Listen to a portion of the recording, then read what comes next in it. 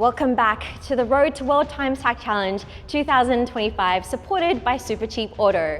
Today we have a very unique car that will be entering into the Haltech Clubsprint for the very first time. We'll be talking to the owner, Craig Klingbiel, about his 1987 Honda ED Civic and their journey to the World Time Attack Challenge 2025.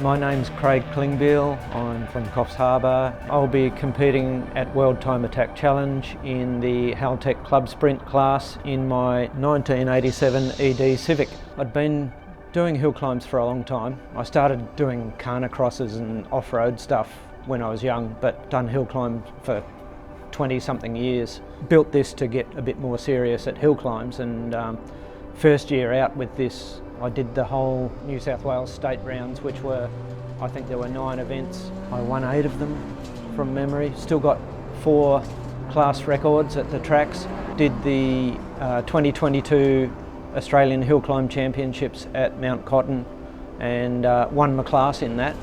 First time out with the car, and beat the guy that he'd won it about half a dozen times and beat him at his home track, so that was fun. So the car was fairly instantly quite successful in hill climbs, which is what made me start to look at bigger stuff. So much fun to drive, quite neutral, it doesn't sort of understeer or oversteer too badly, it just grips and goes. So why not try that on a faster track? And what inspired you to get into motorsports and then build onto the Honda platform? Always been a motorsport fan, from the start. Built a couple of cars back in the 90s, built an RX-4 Mazda. Got a lot of enjoyment out of the build process, starting with the bare shell and painting it and, building it up. Had a few years where, other priorities, family, business, that sort of thing, but got back into it when I could and realised again that I love the car building process.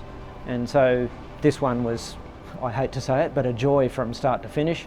Obviously, hurdles here and there, as you do with a car build, but really enjoyable and, got a lot out of it. And the fact that the car works well, is a bonus. And what made you choose the 1987 ED Civic? Mainly because I've always loved them. I'm a Civic tragic, unfortunately. I've had 6, still own 5. Great fun. I've always liked those small Japanese cars.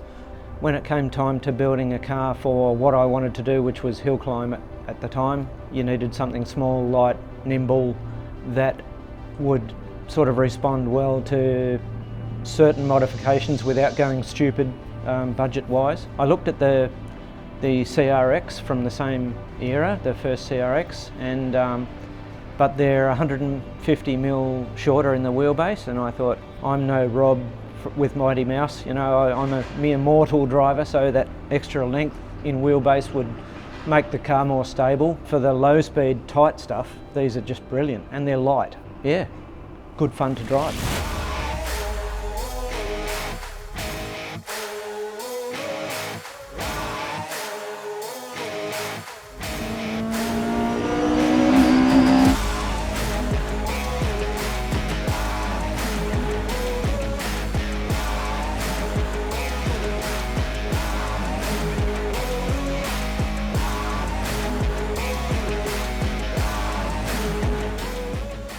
Benny Tran from BYP Racing, he was instrumental in a lot of the parts and a lot of the advice to make sure, everything was going to go in as I expected it to do. Ben Perry from Benchmark Solutions, who did the fuel and electronics, wiring, a fair bit of the fabrication and the tuning. When you want something to work, you look around and see who's got that working. Grant from Honed Developments, with all the roll center correction stuff, that made a hell of a difference to the car. And Josh from MCA Suspension, well, the World Time Attack field, he's very good at what he does with suspension. Just a couple of phone calls to him and he had it spot on. On that note, could you go over what you've done to the car? ED Civic comes with a D series engine, which is, the engine is sort of this side. So when we do the K swap, the K series engine sits on the other side. So everything goes. You know, you start with a bare engine bay and Hasport mounts. All these guys have been doing this sort of stuff for absolutely years. Clutch, gearbox, 1.5 way Cusco diff, Willwood 4-pot brakes on the front, MCA suspension, PCI suspension arms, honed developments, roll centre correction, full cage from Bond roll bars that Acco Motorsports welded in. Benny from Benchmark, they did the Motec, it's got Motec M130 ECU and a C125 dash and a PDM 30, so it's got the power distribution module. We built it to be reliable, you know. I didn't want something that you've got the bonnet up more than you're in the car, you know. I like to do that beforehand. I like championship white, and so I said, let's go championship white, but they made a mistake in the colour code. I went down and I said, yes, that is perfect, you know, it just goes with the car.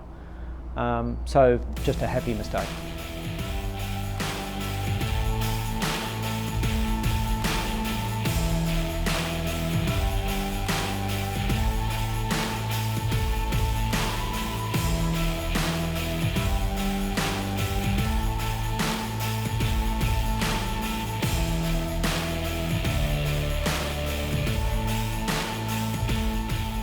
And have you ever raced at City Motorsport Park before? No, I've only been here once. That was only a few months ago in this car, and I think I got 8 laps in, just still looking where the track goes. Here this time to actually try and start driving the car to its, potential. Got plans for it next year, if all goes well this year, because it's just NA at this stage, so toe in the water exercise for this year. So since you'll be testing it out on the track today, what will you be looking for? Which way the track goes, basically. But once I get used to that, then start leaning on it and see what sort of times we can get out of it and go from there. You can get super deals and discounts by joining Supercheap Auto Club membership. Big thanks to Supercheap Auto for supporting the Road to World Time Attack Challenge 2025. Now back to the action. Craig, you're testing the car tonight for the very first time at SMSP. Now I would love to talk about the heart of this car, the engine. Do you mind opening up the engine bay? No worries. Beautiful. Now what are we looking at here? This is a JDM K20A out of an EP3 Type R Civic. And the 6-speed gearbox out of the same car. We've changed the diff to a 1.5 way clutch type diff. We've done a timing chain, and that's it. We've just put it in. So the engine's basically unopened, stock K20A. It's got a drive-by-wire conversion for the throttle. I had a vision with this car to keep it sort of not too race car, if you get what I mean. It just looks a lot of the stock stuff in there just because it looks like it's supposed to be there. We didn't want to go over the top, just wanted it to be reliable. And I know there were many different people involved in this build. What were some of the influences from people like Benny from BOIP? He's the original keep it simple stupid. There's no point going over the top with stuff unless you get a direct benefit. Mostly OEM Honda stuff, and it just works. Beautiful. Let's talk about the exterior next. I love the color, and I know that it was a mistake, but what was the inspiration behind this livery? Because I've got the Tindercar store in Coffs Harbour, I wanted to incorporate the colours, but I wanted to sort of tip the hat to the old JDM sort of, the Kanjo sort of stuff. That inspired the livery, being simple and just the 3 colours, front and rear. Let it breathe. It came off pretty well. So I see the only major sponsor on your car is Tindercar, which is your own business. Is this a self-funded project? Yes, it is. Yeah. There's, people help us out here and there with, discounts and stuff, but it's pretty much our project, done to a budget, but done as well as we possibly can to that budget. You've done a fantastic job. Now I'd love to talk about your suspension and wheels. Okay, now we're right down here with the wheels. Your fitment is quite aggressive. Could you tell us what you're running here?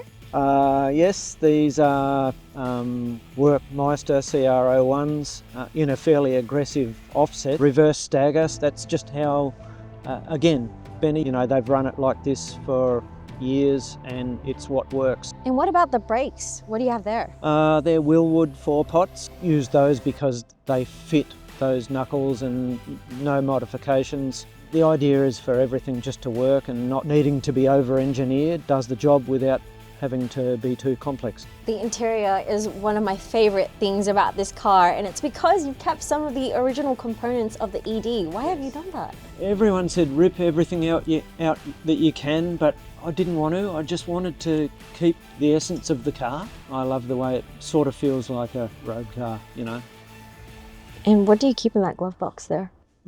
Logbook, and that's about it. Oh, and a tyre pyrometer, but that's it. Yeah. Thank you so much, Craig, for showing us around your beautiful car. I guess the only thing left for us to do is get you in the driver's seat and see how you do on the track. Thank you. Let me at it.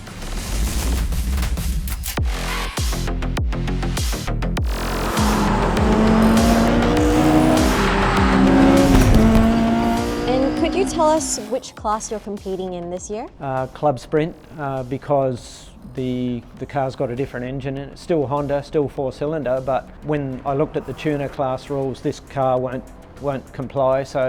But the bonus of that is next year when I get my head around it a bit more, I can boost it, more aero, maybe even sequential, that sort of thing. It will still comply with Clubsprint, so why not?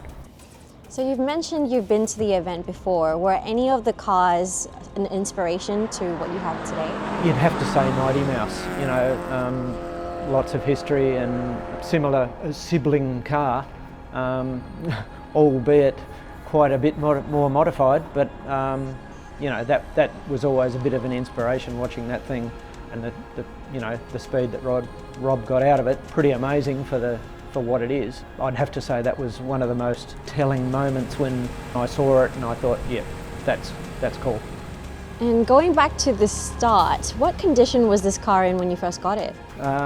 We actually got a one-owner, little old lady, 72,000 beautiful condition car, and we got it back to the workshop and we all stood around it, mates and I, and said, we can't cut this up, it's too good.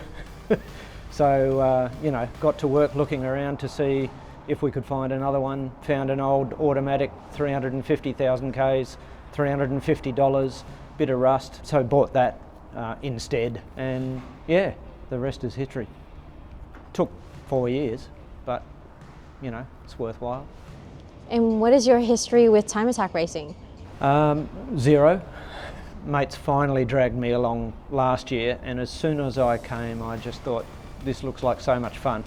And I've been wanting to do something a bit more like open, faster track type stuff with this car, seeing it's been really good at the tight stuff, and so we'll see how we go.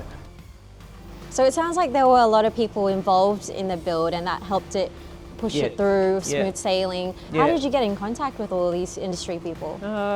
Just do the research, social media, you just sort of, you follow these businesses and you get to learn who's doing things correctly because they're getting results. With this particular car, everyone got on board really quickly with it. As soon as I mentioned what I was doing, they all jumped at it and just wanted to be part of it. And it's still the same. Asking me, how's it going? What are you doing with it? There's just something about it. But we'll see where we go from there.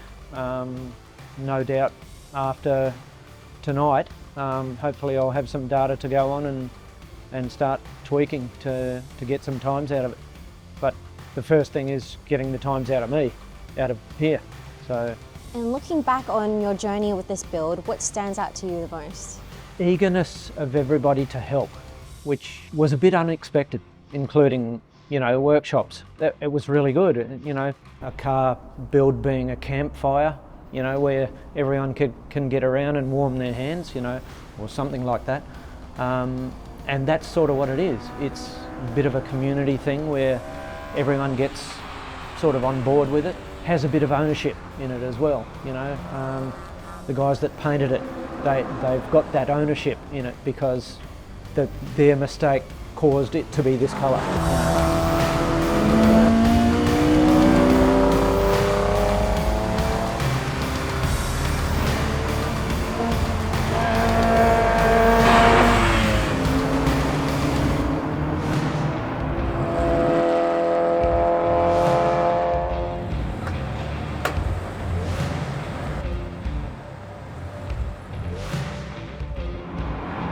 Speaking of times, do you have a lap time that you're hoping to achieve?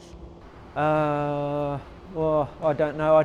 I think if you're going to do world time attack, you'd have to go low 140s, like even in this car, to sort of warrant being there. You watch, that'll come and bite me on the arse, no doubt. But based again on the 8 or 10 laps I did last time I came here with all the problems, never been here before, and I was just doing some siding laps and fighting problems with the car, and I came in after the second aborted session, and Benny looked at the data and he said, well, you've got a 151 here, and I said I didn't even know which way the track went, so I'd like to think that I'd improve on a 151. And what's a message that you would give to someone who's looking to start their time attack journey? Start off slow, I would say. That's what I keep telling myself. Don't throw a million horsepower out at it and, you know, expect to get your head around it. These guys that are doing it at the top of their level, you know, they've been doing it for a long time, and they didn't just step into a 1,000 horsepower car, so build up, you know. That's what I would say. And lastly, what would you tell the World Time Attack Challenge audience who are looking forward to the debut of this car and yourself? I would say to them, come in and say g'day.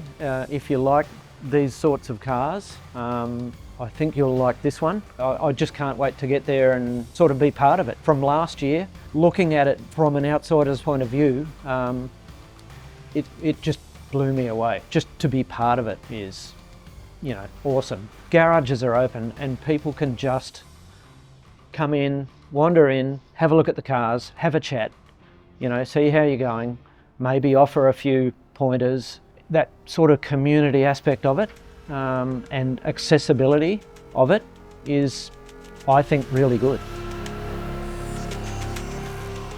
A big thanks to Supercheap Auto for supporting the Road to World Time Attack Challenge this year, and extending the thanks to Craig for bringing his beautiful car down from Coffs Harbour. We look forward to him competing in September this year.